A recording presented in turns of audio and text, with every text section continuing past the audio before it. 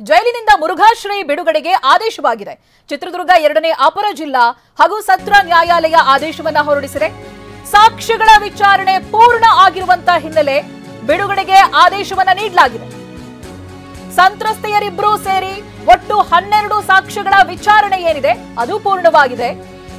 POCSO ಪ್ರಕರಣದಲ್ಲಿ ಜಾಮೀನನ್ನ ಪಡೆದಿದ್ರು ಮುರುಘಾಶ್ರೀ. ಈ ಹಿಂದೆನೇ ಅವರಿಗೆ ಜಾಮೀನನ್ನ ನೀಡಿತ್ತು ಹೈಕೋರ್ಟ್. ಆದ್ರೆ ಸಾಕ್ಷಿಗಳ ವಿಚಾರಣೆ ನಡೆಸೋವರೆಗೆ ಬಂಧನದಲ್ಲೇ ಇಡಬೇಕು ಅನ್ನೋದಾಗಿ ಸುಪ್ರೀಂ ಕೋರ್ಟ್ ಆದೇಶವಾಗಿತ್ತು. ಹೀಗಾಗಿ ಜಾಮೀನು ಸಿಕ್ಕಿದ್ರೂ ಕೂಡ ಮುರುಘಾಶ್ರೀಗಳು ಇದುವರೆಗೂ ಕೂಡ ಜೈಲಿನಲ್ಲೇ ಇರಬೇಕಾದಂತ ಪರಿಸ್ಥಿತಿ ನಿರ್ಮಾಣ ಆಗಿದೆ. ಅದು ಕೂಡ ಷರತ್ತುಬದ್ಧ ಜಾಮೀನು, ಸಾಕಷ್ಟು ಕಂಡೀಷನ್ಸ್ಗಳು ಕೂಡ ಇದೆ.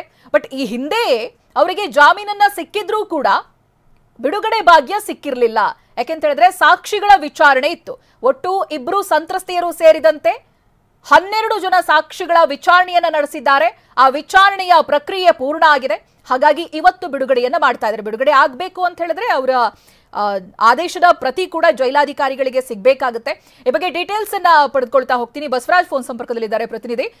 ಏನ್ ಅಪ್ಡೇಟ್ ಸಿಗ್ತಾ ಇದೆ? ಇವತ್ತೇ ಬಿಡುಗಡೆ ಆಗುವಂತ ಚಾನ್ಸಸ್ ಇದೆಯಾ? ಆದೇಶದ ಪ್ರತಿ ಸಿಗುತ್ತಾ? ಹೇಗೆ ಚೈತ್ರ, ಈಗಾಗಲೇ ಏನು ಮುರುಘಾಶ್ರೀ ವಿರುದ್ಧ ಫೋಕ್ಸೋ ಪ್ರಕರಣ ದಾಖಲಾಗಿತ್ತು. ಈ ಪ್ರಕರಣಕ್ಕೆ ಸಂಬಂಧಪಟ್ಟಂತೆ ಹೈಕೋರ್ಟ್ ನಲ್ಲಿ ಅವರಿಗೆ ಜಾಮೀನು ಮಂಜೂರಾಗಿತ್ತು. ಆದ್ರೆ ಈ ಒಂದು ಸಂತ್ರಸ್ತೆಯರ ಪರವಾಗಿ ಏನಂತಂದ್ರೆ ಒಡನಾಡಿ ಸಂಸ್ಥೆ ಮತ್ತು ವಕೀಲರ ಮೂಲಕ ಏನಂತಂದ್ರೆ ಸುಪ್ರೀಂ ಕೋರ್ಟ್ ಮೊರೆ ಹೋಗಿತ್ತು.